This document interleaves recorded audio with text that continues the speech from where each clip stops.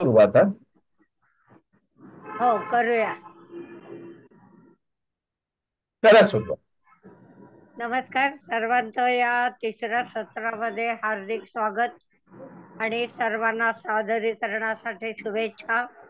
आजच्या या आपल्या तिसऱ्या सत्राचा शुभारंभ आरती परबडे यांच्या शुभशंखनादानं होईल अशी आपण प्रार्थना करूया. आरती परबडे.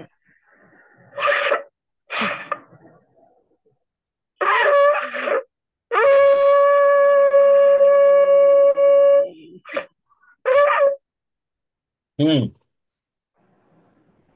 हा डॉक्टर. हा,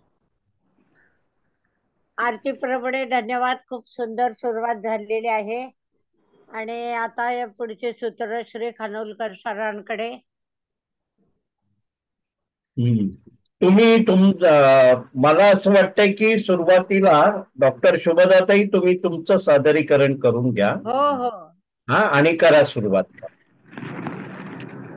नमस्कार. आजच्या नमस्कार. सादरीकरणामध्ये जे मध्ये मला द्वितीय पुरस्कार राष्ट्रप्राप्त पातळीवर मिळालेल्या ज्या 14 कविता आहेत त्यातली एक कविता रणझुंजार हंबीरराव ही आज सादर करावी अशी माझी इच्छा आहे.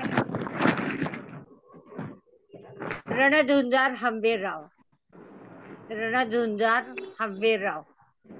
संभाजी मोहित्यांचा पुत्र धुरंधर. संभाजी मोहित्यांचा पुत्र धुरंधर. हंसाजी नामे होता रणधुंजार. हंसाजी नामे होता रणधुंजार. जन्म कराड सातार जिल्ह्यातील. जन्म कराड सातार जिल्ह्यातील. प्रचंड पराक्रमाने चालवली शमशेर. प्रचंड पराक्रमाने चालवली शमशेर. पराक्रमाने शिवरायांना केलं चकित. पराक्रमाने शिवरायांना केलं चकित. स्वराज्य हेच श्वासाचं होतं भाकीत. स्वराज्य हेच श्वासाचं होतं भाकीत. नेसरी लढाईत आदिलशहाला पाणी पाजलं. नेसरी लढाईत आदिलशहाला पाणी पाजलं. मराठ्यांच्या वीरश्रीचं तेज राखलं. मराठ्यांच्या वीरश्रीचं तेज राखलं. शिवरायांचा झाले उजवा हात. शिवरायांचा झाले उजवा हात. पराक्रमाची सर्वत्र केली शर्थ. पराक्रमाची सर्वत्र केली शर्थ. बनले शिवरायांच्या मर्जीचा तारा. बनले शिवरायांच्या मर्जीचा तारा. सर सेनापती पदाने नाव केले सार्थ. सर सेनापती पदाने नाव केले सार्थ. शिवरायाने हंबीर नाव हे नाव ठेवलं. शिवरायाने राव हे नाव ठेवलं. इतिहासात तेच कायम गाजलं. इतिहासात तेच कायम गाजलं. अष्टप्रधानी ठरले अग्रक्रमाचे मानकरी. अष्टप्रधानी ठरले अग्रक्रमाचे मानकरी. तेज तलवारीचे ठरले धारकरी. तेज तलवारीचे ठरले धारकरी. गाजविला पराक्रम साऱ्या मुलखात. गाजविला पराक्रम साऱ्या मुलखात. निर्भयपणे लढले प्रत्येक लढाईत. निर्भयपणे लढले प्रत्येक लढाईत. 6 शिक्क्याचा होता भलताच रुबाब. 6 शिक्क्याचा होता भलताच रुबाब. होते सोयराबाईंचे बंधू स्नेहांकित. होते सोयराबाईंचे बंधू स्नेहांकित. लेख देऊन राजाराम महाराजांना दृढ केले पूर्वीच्या नातेसंबंधांना. लेख देऊन राजाराम महाराजांना दृढ केले पूर्वीच्या नातेसंबंधांना. शत्रूचं पानिपत करून मिळवली कीर्ती. शत्रूचं पानिपत करून मिळवली कीर्ती. इतिहासात झाली अजर अमर मूर्ती. इतिहासात झाली अजर अमर मूर्ती. देशासाठी देह केला समर्पित. देशासाठी देह केला समर्पित. भगव्या झेंड्यासाठी झाले अर्पित. भगव्या झेंड्यासाठी झाले अर्पित. तोफ गोळ्यानं काळ बोलवला. तोफ गोळ्यानं काळ बोलवला. तळबीड येथे समाधीस्थ झाला. तळबीड येथे समाधीस्थ झाला. अशा वीराला मुजरा मानाचा, अशा वीराला मुजरा मानाचा, झेंडा फडकत राहील त्यांच्या कीर्तीचा, शिलेदार खरा स्वराज्याचा, रंग अवीट त्यांच्या हौतात्म्याचा, रंग अवीट त्यांच्या हौतात्म्याचा. धन्यवाद. वा वा वा वा. एखाद खूप छान नवी शुभदाताई, खूप छान. खूप छान. छान शुभदाताई, खूप छान, खूप छान. धन्यवाद. सुंदर धन्यवाद. हो, अप्रतिम थँक्यू कविता आहे. थँक्यू सुंदर हा, थँक्यू. छान छान. प्रज्ञाताई जोशी सादरीकरण करतायत. हा प्रज्ञाताई, करा सुरुवात. सर्वांना माझा नमस्कार. नमस्कार. माझ्या लेखाचं नाव आहे माझा प्रवास काशी विश्वेश्वराच्या चरणी. आज भाग 2. प्रवासाच्या पहिल्या टप्प्यात वाराणसीला जाण्याचा योग आला. तेथे धनश्री लेले यांच्या अमृतवाणीतून जगन्नाथ पंडित यांच्या 52 श्लोकांची गंगालहरी श्लोकांचा जगन्नाथ पंडित यांच्या 52 श्लोकी गंगालहरी श्लोकांच्या श्रवणाचा आस्वाद घेतला, हे आपण बघितलं.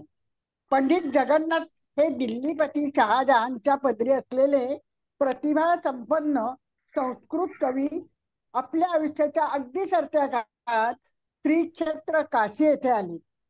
गंगेचा महिमा वर्णन करणारे आणि आपल्या पाप क्षालनाची मुक्तीची गंगेकडे याचना करणारे गंगालहरी हे काव्य त्यांनी गंगेच्या घाटावर बसून रचिले.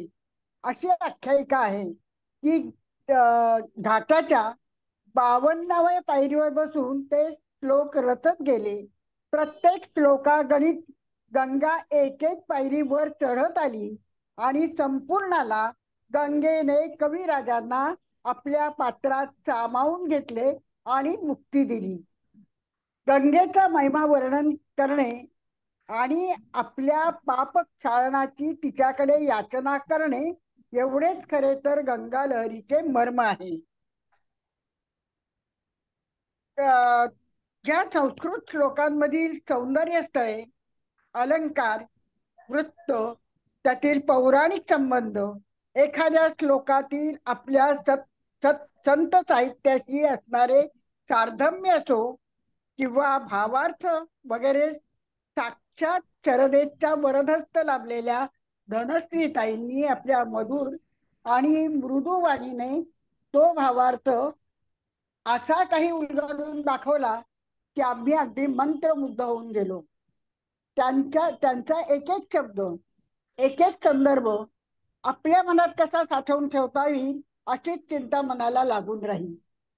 गंगेच्या शांत पात्रात नदीवरून येणाऱ्या गार वाऱ्याच्या मंद झुळकांचा आनंद घेत धनश्रीताईंचं निरूपण ऐकणे हा आम्हा सर्वांसाठी अगदी स्वर्गीय आणि अविस्मरणीय अनुभव होता.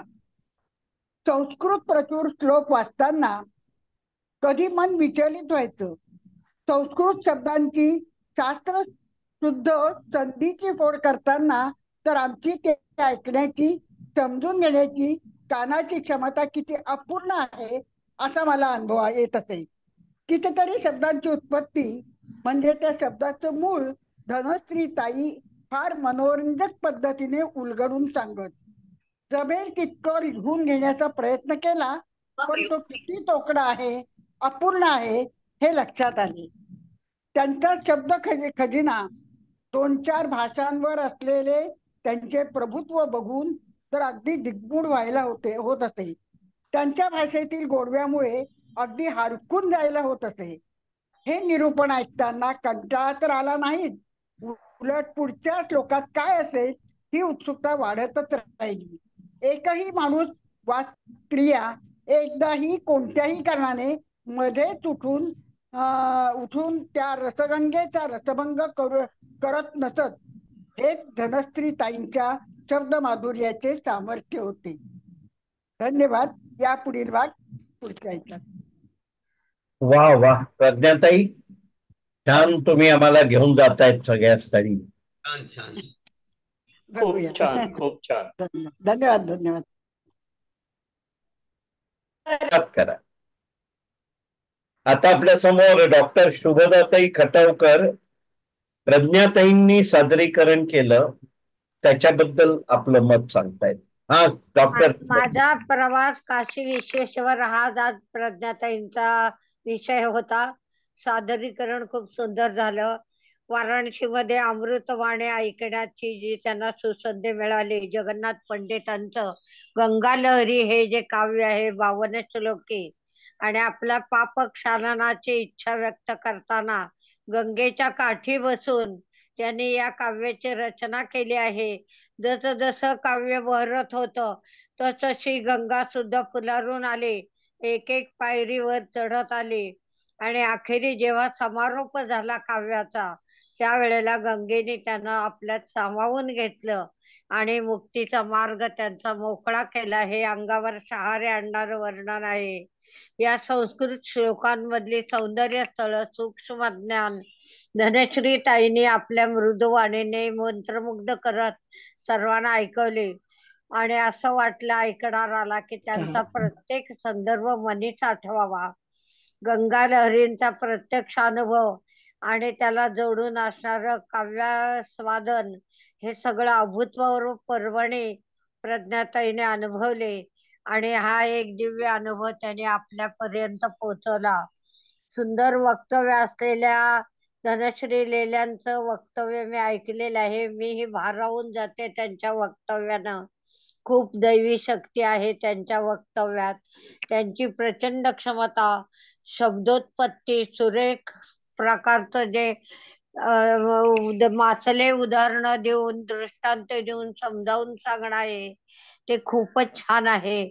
4 भाषांवर त्यांचं प्रभुत्व आहे, आणि निरूपणाने उत्सुकता वाढवण्याची कला त्यांच्याकडे आहे. अतिशय सुंदर विवेचन होतं आणि चांगला विषय माझ्या आवडीचा आहे. गंगा लहरी हा आज ऐकायला मिळाला. खूप धन्यवाद, खूप धन्यवाद.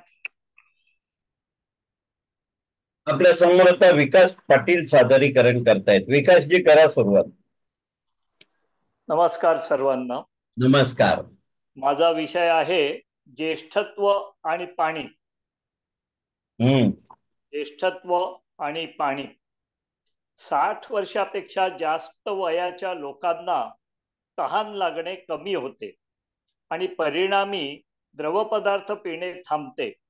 त्यांना द्रव पदार्थ पिण्याची आठवण करून देण्यासाठी घरात कोणी नसेल तर ते लवकर निर्जलीकृत होतात, म्हणजे शरीरात पाणी कमी होते,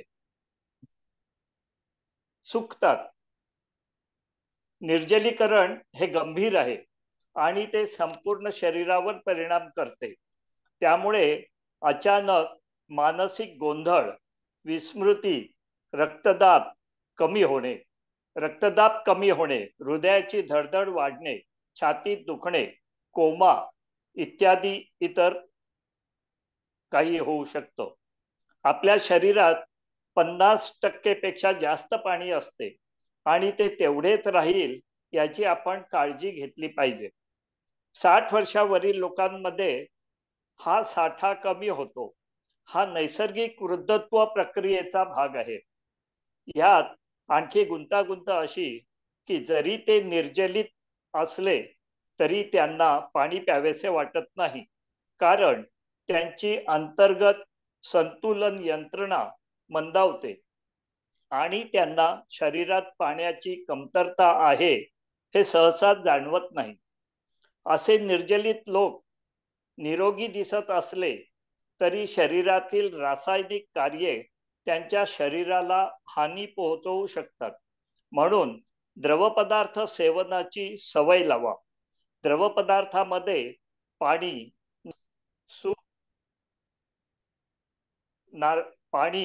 नारळ पाणी, चहा, रस, सूप आणि कलिंगड, टरबूज, संत्री, मोसंबी, अननस, पपई यासारखी पाणी समृद्ध फळे यांचा समावेश होतो.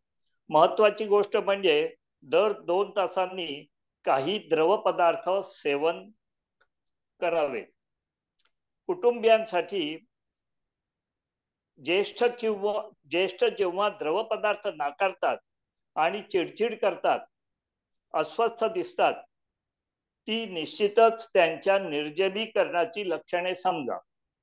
तेव्हा त्यांना जास्तीत जास्त पाणी किंवा नारळ पाणी प्यावयास भाग पाडा. थंडीच्या दिवसात सुद्धा थंडीमुळे व कमी पाणी पिण्यामुळे शरीरातील रक्त घट्ट होते. त्यामुळे रक्त हृदयापर्यंत किंवा मेंदूपर्यंत पूर्णपणे पोहोचू शकत नाही. म्हणून हृदयविकाराने होणारे प्रकार हिवाळ्याच्या दिवसात जास्त असल्याचे आढळून आले आहे. पाण्यातून आपल्याला ऑक्सिजन पण मिळतो. म्हणून मधून मधून पाणी पित राहिल्याने मेंदूही तेज राहतो, बुद्धी शार्प राहते. बरेच ज्येष्ठ रात्री नैसर्गिक विधीसाठी उठायला लागू नये म्हणून संध्याकाळ नंतर पाणी पिणे टाळतात. रात्री शरीरात पाणी कमी झाल्यामुळे पावलात,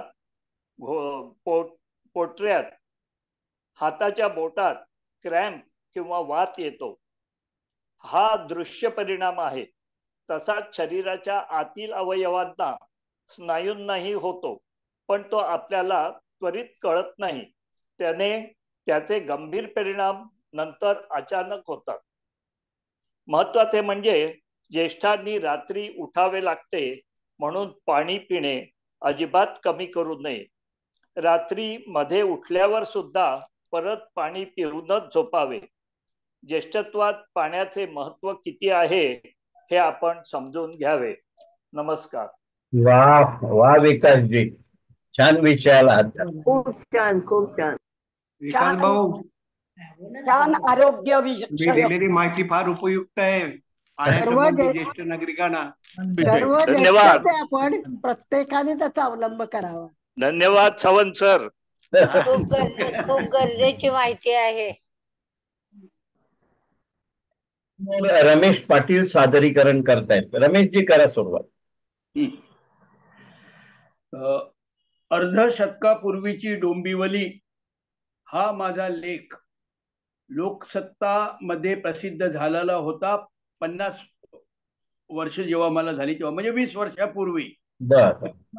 आजच्या लेखाचा विषय आहे, आजच्या समुपदेशनाचा, कथनाचा 70 वर्षापूर्वीची डोंबिवली. अरे वा. 70 वर्षांपूर्वीची डोंबिवली. गिरगावातून डोंबिवलीत राहाव्यास आलो ते 1953 साली, इयत्ता 3री मध्ये असताना. जिल्हा परिषदेच्या जीवन शिक्षण मराठी शाळा ही तेव्हाची 7वी पर्यंत शिक्षण देणारी एकमेव मराठी शाळा. म्हणजे साधारण आता गुजराती विद्यालय वगैरे सध्या आहे तो भाग. जिल्हा परिषद च्या जीवन शिक्षण मराठी शाळा. पुढील शिक्षणासाठी डोंबिवलीतील सवा जोशी विद्यालय, एकमेव विद्यालय होतं त्यावेळी, एकमेव हायस्कूल. 7वीच्या फायनल परीक्षेसाठी आम्हाला ठाण्याला जावे लागे आणि 11वीच्या मॅट्रिक परीक्षेसाठी, 10वी नाही, 11वीच्या मॅट्रिक परीक्षेसाठी कल्याणला जावे लागे. जिल्हा 70 वर्षापूर्वीची गोष्ट आहे, म्हणजे 70-60. जिल्हा परिषद शाळेत असताना सहलीची ठिकाणे म्हणजे डोंबिवलीतील पोग्रासवाडी किंवा गोशाळा किंवा रामवाडीतील दूध डेअरी. त्यावेळी ही सहलीची ठिकाणे आम्हाला खूप लांब वाटायची आणि पावसाळ्यात तर ते पाण्याचे झरे वगैरे पायाखाली तुळवत आम्ही जायचो, मजा यायची. आणि आताच्या मुलांना हे समजायला कठीण जाईल की सहल डोंबिवलीतच 6वी-7वीच्या मुलांची. त्यावेळी आम्ही डोंबिवलीतच सहलीला जायचो. ह्या 2 ठिकाणी, फक्त 2 ठिकाणीच प्रसिद्ध होती. व्यावसायिक नाटके त्यावेळी जोशी हायस्कूलच्या विस्तीर्ण पटांगणात होत असत आणि राजकीय पक्षांच्या सभा नेहरू मैदान किंवा बाजीप्रभू चौक येथे होत असत. वर्तमानपत्रे घरी टाकण्याबद्दल त्यावेळी जास्तीचे पैसे घेण्याची प्रथा नव्हती. त्याच किमतीत जेवढं पेपरांचं बिल होईल तेवढंच. दूध विक्रेते घरोघरी दूध त्यांच्या ठराविक मापातून टाकत, स्वतःचा कॅन घेऊन येत आणि वाटप करीत. त्यावेळी ते थोडे जादा दूध गिराईकाच्या भांड्यात टाकत असत. अशा अनेक गोष्टी आहेत. भाडेकरू आपल्याकडे यावेत म्हणून घर मालक प्रयत्न करी. भाडेकरूंना मस्का लावत आमच्याकडे खोली घ्या म्हणून. पागडीची त्यावेळी प्रथा नव्हती. गॅस एजन्सीवाले गॅस ग्राहकांना विनंती करीत की आमच्याकडनं गॅस कनेक्शन घ्या. छोट्या छोट्या रस्त्यांवर रॉकेलचे दिवे लाकडी खांबावर बसवले जात, अगदी म्हणजे गल्ल्यांच्या टोकाशी. मुख्य रस्त्यावर लांब लांब अंतरावर इलेक्ट्रिकल बल्ब होते पिवळ्या रंगाचे, जुने उंच. आणि जे वाड्या वाड्या वस्ती वगैरे असत तिथे ते लाकडी खांबावर बसवलेल्या चिमण्या असत. आणि ग्रामपंचायतीतर्फे रोज सायंकाळी तो रॉकेल टाकून त्याच्यामध्ये जात असे. एक माणूस येत असे शिडी घेऊन, महापालिकेचा त्यावेळी ग्रामपंचायतीचा कर्मचारी, आणि ते दिवे पेटवून जात असे. ग्रामपंचायतीचे काही निवेदन असेल लोकांच्या माहिती करता तर ते दवंडीवाला येत असे. पट्टेवाला होता तो, ठराविक वेगळा माणूस होता इतर शिपायांपेक्षा. पट्टेवाला आणि दवंडी पिटवून पिटवून तो भरलांगभर ऐकू जाईल अशा एवढ्या मोठ्या आवाजात घोषणा देऊन जात असे की बाबा उद्या काय अमुक होईल तमुक होईल, असं. नगरपालिकेतर्फे जी काही सूचना असेल ती, ग्रामपंचायतीतर्फे. सकाळी 9च्या दरम्यान इंजिन लोकल मुंबईकडे जात असे. इंजिन लोकल म्हणून एक मोठी मेल एक्सप्रेस सारखी गाडी असे इंजिनवाली, आणि तिचं कौतुक होतं लोकांना की एका वेळी प्रचंड पॅसेंजर्स घेऊन जात असे. आणि इतर रेल्वे डबे त्यावेळी 7 डब्या, 6 डब्यांची आणि 7 डब्यांचीच असत. आणि ही मेल एक्सप्रेस प्रमाणे 12 मोठ्या डब्यांची रचना पॅसेंजर प्रमाणे असल्यामुळे फोर्ट परिसरातील नोकरदार, चर्चगेट, चर्नी रोड वगैरे आणि फोर्ट, बोरीबंदर तुफान गर्दीच्या गाडीला असे. रामनगर हे झालं गाडीचं. त्यानंतर रामनगर भागातून आयरे किंवा भोपर येथे जाण्यासाठी पाटकरवाडी ही शेवटची वस्ती होती. पूर्वेला भोपरला जायचंय किंवा आयरे भागात जायचंय म्हणजे बोरीबंदर साईडच्या गेटने बाहेर येऊन गेट फाटक त्यावेळी जायला पाटकरवाडी ही शेवटची वस्ती. आत्ताचा राजाजी पथ म्हणजे ओसाड पठार होते.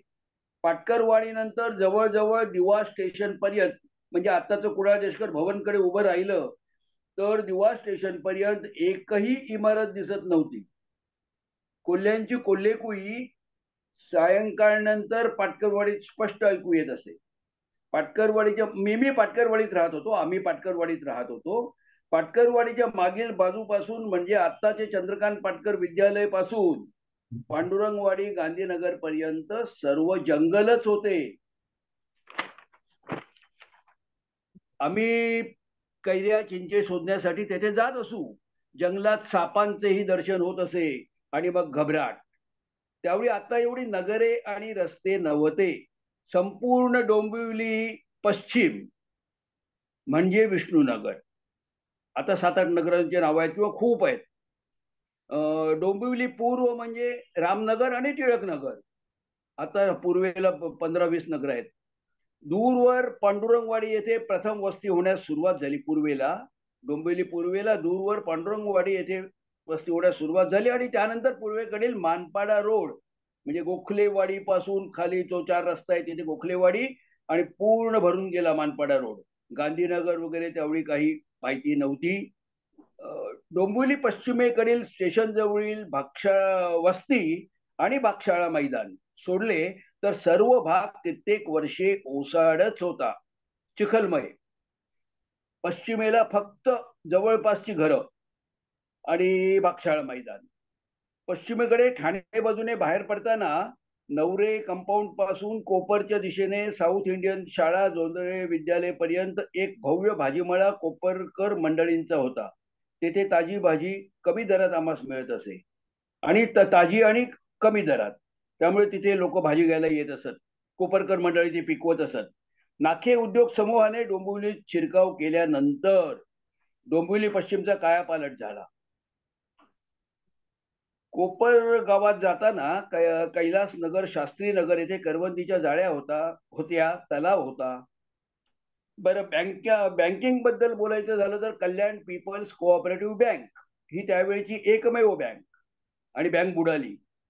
अनेक पत्रव्यवहार करूनही खातेदारांना काहीही पैसे मिळाले नाहीत. पूर्वेकडील स्मशानभूमी डोंबिवली पूर्व स्मशानभूमी जवळून जाताना त्यावेळी भीती वाटत असे.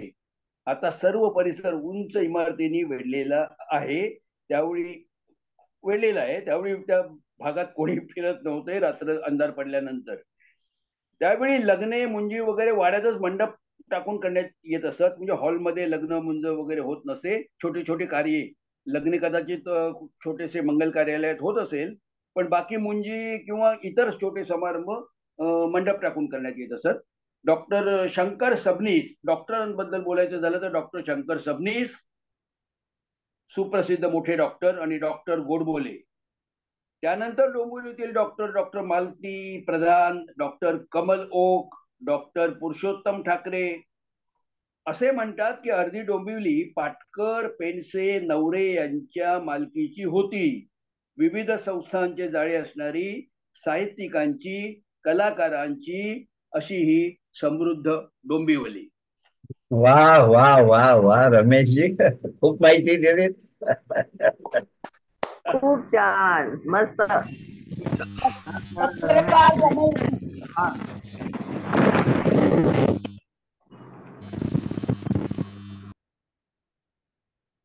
भारतीताई खानोलकर सादरीकरण करतायत. भारतीताई, करा सुरुवात. नमस्कार सर्वांना. नमस्कार. आपण श्रीकृष्ण लीला आता शेवटचे 3 भागात महत्वाचे आहेत. श्रीकृष्णाने सर्व देवांनी श्रीकृष्णाबद्दल केलेलं वक्तव्य किंवा श्रीकृष्णाने उद्धवाला केलेला उपदेश अशा प्रकारे महत्वाचं सर्वांनी उपस्थित राहून ऐकावं. मागच्या भागात आपण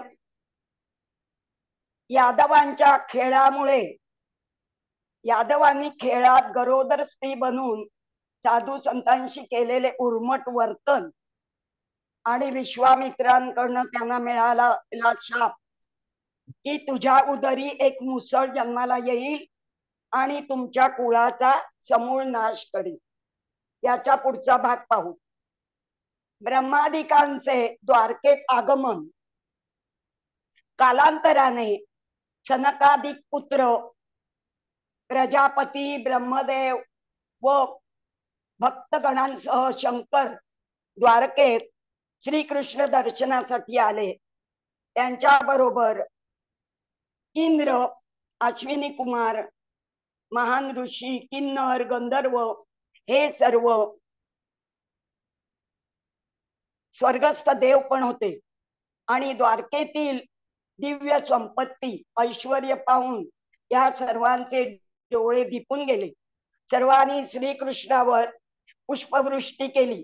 वंदन करून ब्रह्मदेव म्हणाले, हे ब्रह्मांड नायका, आमचे भाग्य थोर म्हणून आम्हाला तुझ्या दिव्य देहाचे प्रत्यक्ष दर्शन घडले. तू या मायावी सृष्टीत केवळ उदासीन वृत्तीने असून तुला या त्रिगुणात्मक सृष्टीचा गंध सुद्धा नाही. तू राग द्वेष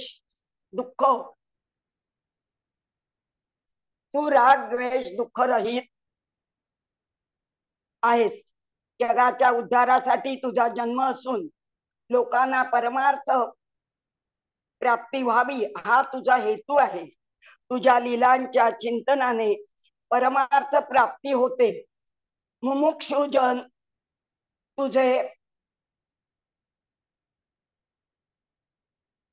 तुझे अंतर्यामी ध्यान करतात. साधू संत योगी भागवत पुरुष तुझ्या सदानंद स्वरूपाचा सतत निजध्यास करतात. हे ब्रह्मांड नायका, आमच्या वासना समूह नष्ट करून टाक. आमची वेडी वाकडी पूजा ग्रहण करून आमचे कर्मबंध तोडून टाक. आमच्यावर अनुग्रह कर. अशी अनेक कृष्ण स्तुती ब्रह्मांड सर्वांनी केली. आणि त्याला ब्रह्मदेव म्हणाले की हे यदुवंशात अवतार घेऊन तुला आता 125 वर्ष झाली. ब्रह्मशापाने यादवांचे कुळही आता नष्ट होईल. म्हणून हे परमेश्वरा, तू आता वैकुंठ लोकी प्रयाण कर. आणि अशी प्रार्थना आमची आहे. तुला अशी आमची विनवणी आहे. आणि जाताना तू आमच्या वर अनुग्रह कर आणि आमच्या पूजेचा स्वीकार कर. आमच्या घरी येऊन जा अशी तुला आम्ही विनंती करतो. तर हे सर्व ऐकून, ब्रह्मदेवांचं हे म्हणणं ऐकून श्रीकृष्ण म्हणाले की माझ्या लक्षात आले की माझ्या वास्तव्यामुळे यादव मदांग झाले आहेत. मी त्यांच्या नाशाची योजना केली आहे. माझ्या देखत त्यांचा नाश होणे इष्ट आहे. नाहीतर ते लोकांचा संहार करतील. मी वैकुंठात जाताना तुमच्या घरी अवश्य येईन. ब्रह्मादी स्वर्गस्थ देव ऋषी मुनी सर्व श्रीकृष्णाला वंदन करून द्वारकेतून आपापल्या घरी निघून जातात. काही दिवसांनी द्वारकेत मोठमोठे उत्पात होऊ लागतात. श्रीकृष्ण विरुद्ध यादवांना म्हणतो की विश्वामित्रांच्या ब्रह्मशापामुळे उत्पात घडत आहेत, तेव्हा तुम्ही विनाविलंब प्रभास क्षेत्री जाऊन राहावे. त्या क्षेत्रात स्नान केल्यावर चंद्राच्या कलांचा सुद्धा क्षय झाला. चंद्राच्या कला फिरून वाढू लागल्या. असे ते फार मोठे महात्म्याचे क्षेत्र आहे. तेव्हा आपण तेथे देवांचे पितरांचे तर्पण करून भवसागर तरून जाऊया. हे ऐकून सर्व यादवांनी जाण्याची तयारी केली. रथ तयार केले. मात्र भगवान भक्त उद्धव व्याकुळ झाला. तो श्रीकृष्णाला एकांती भेटून विनयपूर्वक म्हणाला की देवा, तुझी लीला मोठी अगाध आहे. ब्राह्मणांच्या शापाचा प्रतिकार करण्यास तू समर्थ असून तू असा उदास राहिलास. त्या अर्थी तू निश्चित हा मृत्यू लोक सोडणार आहेस. तुझा वियोग मी क्षणभरही सहन करू शकणार नाही. तरी मला तुझ्या बरोबर वैकुंठाला घेऊन चल. माझ्यासारखे निर्व्याज तुझ्या सेवेत तत्पर आहेत. ते तुला कसे सोडतील? हे श्रीकृष्णा, आम्हा तुझ्या दासांना मायेची भीती नाही. आम्ही अहिक कर्मे करूनही केवळ तुझ्या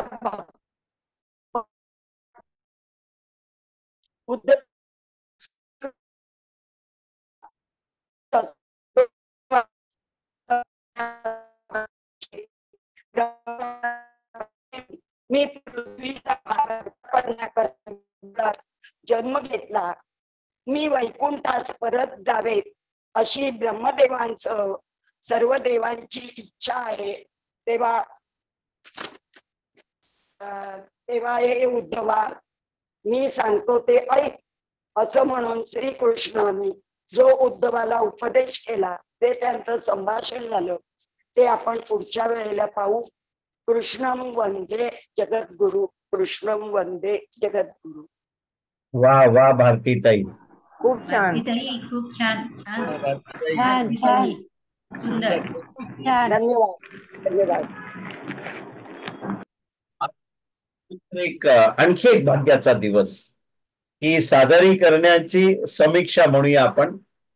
हे करण्यासाठी प्रज्ञाताई जोशी तयार झाल्या आणि प्रज्ञाताई आम्हाला फार आनंद आहे, कारण ना आपल्याकडे खूप फंड पाहिजेत.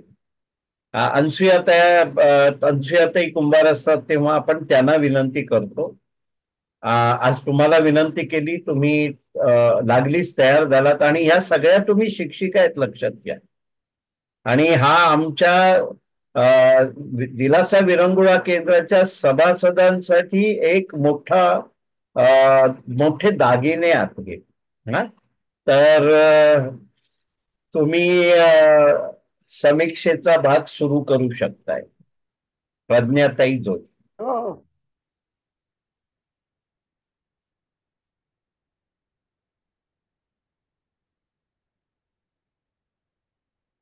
नमस्कार. नमस्कार. आजची ही समीक्षा करण्यास मला संधी दिली त्याबद्दल मी आभार मानते.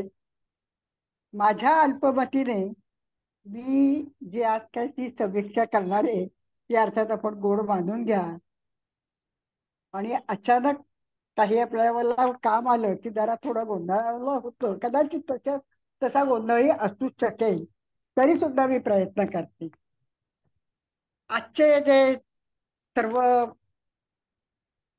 लेखक किंवा कवी होते ते खरं म्हणजे खूपच उच्च स्थानावर पोचलेले आहेत आणि त्यांची समीक्षा करणं ही गोष्ट सोपी नाहीच. उदाहरणार्थ सुरुवातीला डॉक्टर सुभदा ताई, त्यांच्याबद्दल आपण काय बोलावं, ज्या प्रत्येक दिवशी पुरस्कार घेत आहे. कितीतरी शतक म्हणजे हजारोच्या संख्येने ते पुरस्कार घेत आहे. म्हणजे त्यांची योग्यता इतकी मोठी आहे की मी बाबाराने त्यांच्याबद्दल काय बोलावं. तरी सुद्धा आज जी त्यांनी कविता सादर केली तिला राष्ट्रीय पुरस्कार मिळाला. द्वितीय तृतीय प्रथम याला काहीच महत्व नसतं. तो राष्ट्रीय पुरस्कार होता. हेच त्या कवीचं श्रेष्ठत्व आणि कवयित्रीचा सन्मान आहे. आणि अशी इतकी सुंदर कविता आज आपल्या सगळ्यांना ऐकायला मिळाली हे खरं तर आपलं भाग्य आहे. त्यांनी जी कविता आपल्याला सादर केली ते अरुण जुन्नर हंबीरराव यांची होती, जो संभाजी मोहित्यांचा पुत्र होता आणि रणझुंजार होता. म्हणजे त्यांच्या पराक्रमाबद्दल काय बोलावं. जरी त्यांचा जन्म कराडमधला असला तरी प्रचंड अशा पराक्रमाने त्यांनी जी आपली तलवार चालवली आहे, जो एक इतिहास निर्माण केलाय. शिवाजी महाराजांनी त्यांचा आपला उजवा हातच मानलाय. किंवा आदिलशहाला त्याने पाणी पाजणारा असा हा जो धोरंदर होता, तर निश्चितच तो महाराजांच्या मर्जीत असणारच. आणि तो सन्मान महाराजांनी त्यांना दिलाच होता, जे आपण इतिहासात बघतोय. पण इतिहासामध्ये आपण खूप लांबलचक अशा अनेक गोष्टी बघत असताना खूप सारा वेळ द्यायला लागतो, लक्षात ठेवायला लागतं. पण कविता हे एक माध्यम असं आहे की जे अत्यंत कमी शब्दात खूप काही सांगून जातं. मोठा इतिहासच आपल्यासमोर सादर केला जातो.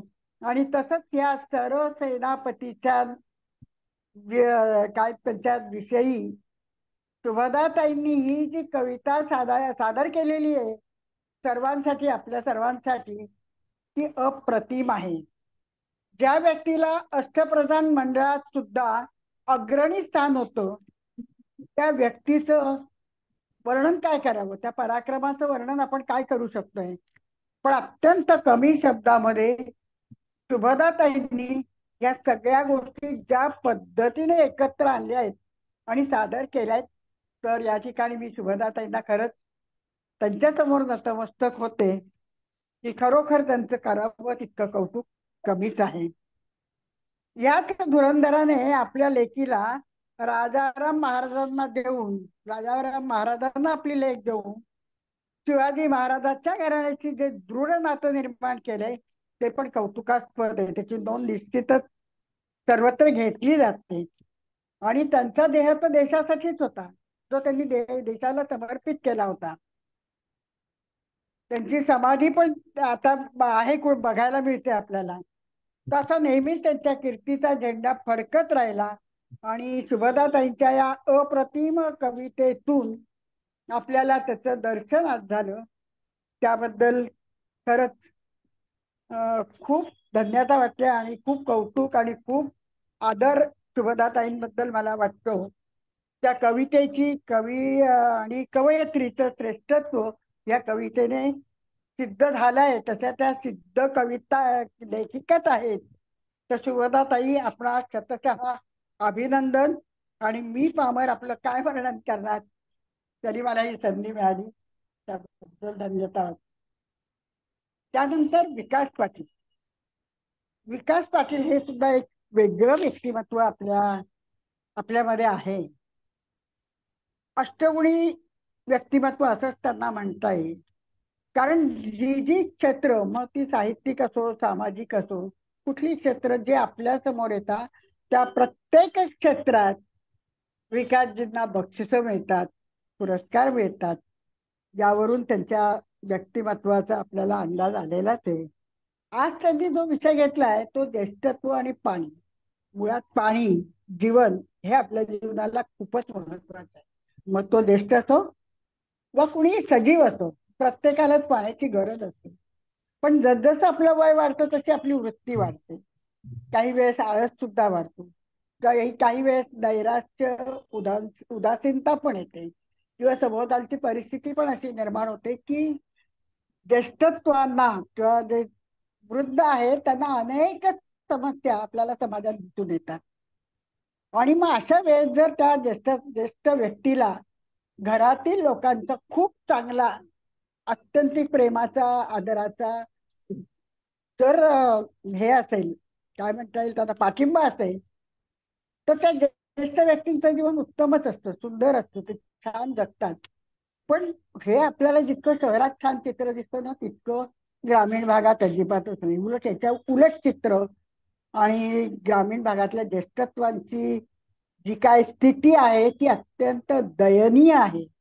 आणि मग अशा वेळेस त्यांचं आरोग्य आणि त्यांनी स्वतः काळजी घ्यायची किंवा इतरांनी त्यांची काळजी घ्यायची, ह्या गोष्टी थोड्या दुर्लक्षित पण आहे समाजामध्ये. तर त्या दृष्टीने ह्या ज्येष्ठांना एक चांगला असा संदेश, एक मौलिक असे विचार आज विकासजींनी त्यांना दिलेले आहेत. ज्येष्ठांना आपण सर्व ज्येष्ठच आहोत, म्हणजे त्यांचं हे आजचं वक्तव्य, अभिव्यक्ती ही सर्वांसाठीच आहे, म्हणजे आपल्यासह सर्वांसाठीच आहे. पाणी हे तर अत्यंत महत्वाचं आहे. शरीराला द्रव पदार्थाची आवश्यकता असते, ते दर 2 तासांनी घेतलं पाहिजे. ते घेण्यासाठी फक्त पाणी हाच पर्याय नाही, तर अनेक द्रव पदार्थ आहेत, त्यांचाही अवलंब ज्येष्ठांनी केला पाहिजे. आणि तो जर केला नाही तर त्याचे किती दुष्परिणाम होतात तेही विकासजींनी आपल्याला स्पष्ट करून सांगितले. कशा प्रकारचे आजार उद्भवू शकतात, कशा अगदी प्राणावर आघात करणारे सुद्धा प्रसंग येऊ शकतात. तर त्यांनी हे जे आम्हाला मार्गदर्शन केलंय ते उत्तमच आहे. धन्यवाद विकासजी, खूप छान. आज रमेश पाटील होते. रमेश पाटलांनी जो लेख लिहिला होता फार पूर्वी, म्हणजे 20 वर्षापूर्वी, तो लेख मी वाचला होता. आजही माझ्याकडे तो लेख आहे आणि त्याच्यावरनं मी एक छोटा लेख डोंबिवलीवर केला होता, तोही प्रसिद्ध झालाय. तर आपली ही डोंबिवली म्हणजे डोंबिवली गाव कसं होतं याचं अतिशय सुंदर वर्णन त्यांनी त्या लेखामध्ये केलेलं आहे. अनेक गोष्टी, अनेक साहित्यिक सुद्धा आपल्या इथे राहून गेलेले आहेत. ज्ञानपीठ पुरस्कार करंदीकर तर इथे चाळीत राहत होते आपल्या इथं, आणि नंतरची मोठी परंपरा साहित्यिकांची आपल्याकडे आहे. तसंच त्यावेळेची जी परिस्थिती होती 70 वर्षापूर्वीची, ती पण त्यांनी अत्यंत छान सांगितलेली आहे की फायनलच्या परीक्षेला ठाण्याला जायचं, 10वीच्या मॅट्रिकच्या परीक्षेला कल्याणला जायचं. एकच रेल्वे गाडी जात होती आणि तिथं त्या रेल्वे गाडीतनं सगळे चाकरमाने लोक जात असत. पण तेव्हा दिवे नव्हते आणि म्हणून एखाद्या रुळाच्या तिथं एक कंदील करंदीकर स्वतः सकाळी रॉकेलचा दिवा घेऊन यायचे आणि संध्याकाळी तो लावायचे. म्हणजे इतकी परिस्थिती त्यावेळी होती. आणि अशा ह्या डोंबिवलीला पूर्वीचे पाटकर असतील, कोपरगावकर असतील, म्हात्रे असतील, या सर्वांनी या डोंबिवलीला जे काय आज स्थान मिळवून दिलेलं आहे, तर आजची डोंबिवली तुलना डोंबिवली पुण्याची होते तशा या डोंबिवलीचं अत्यंत सुंदर असं वर्णन केलंय.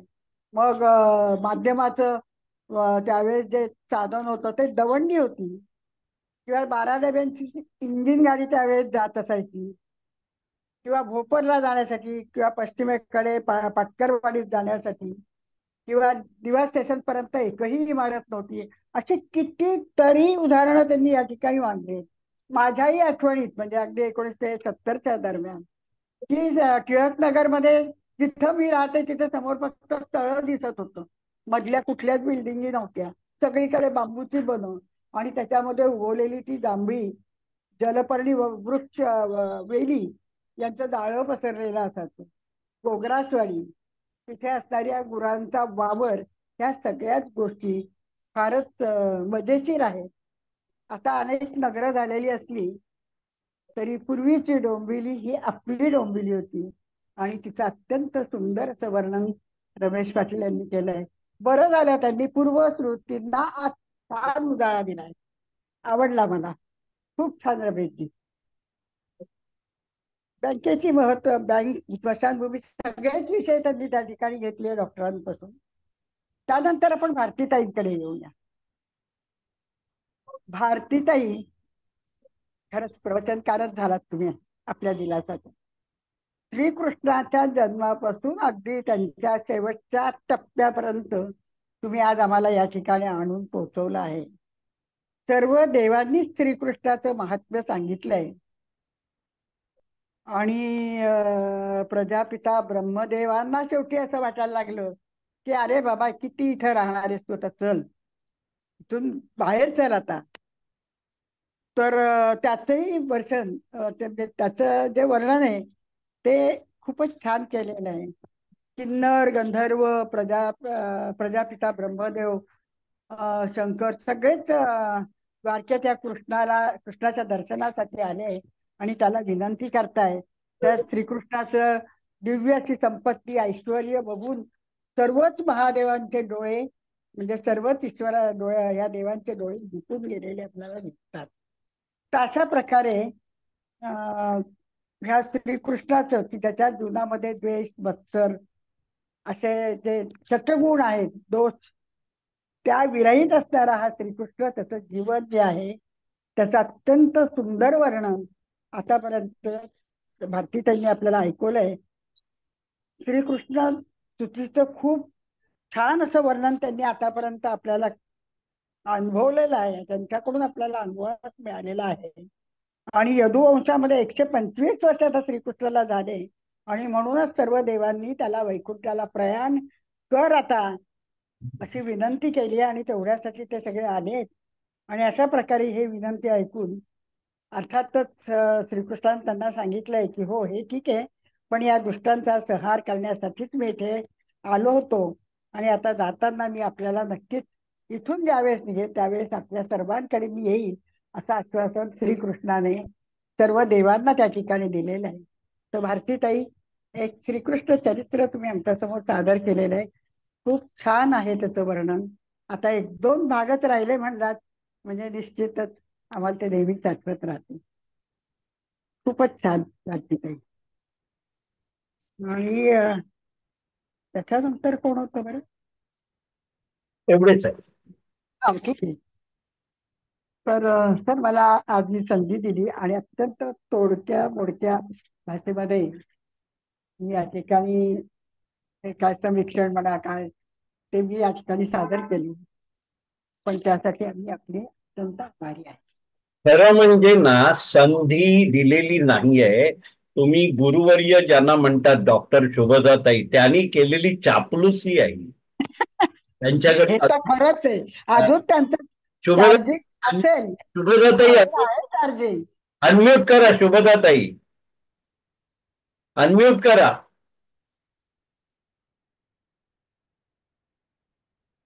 दहा 15 मिनिटं. हा आता बोला शुभदाताई. शुभदाताई माझी परीक्षा घ्यायची होती तुम्हाला.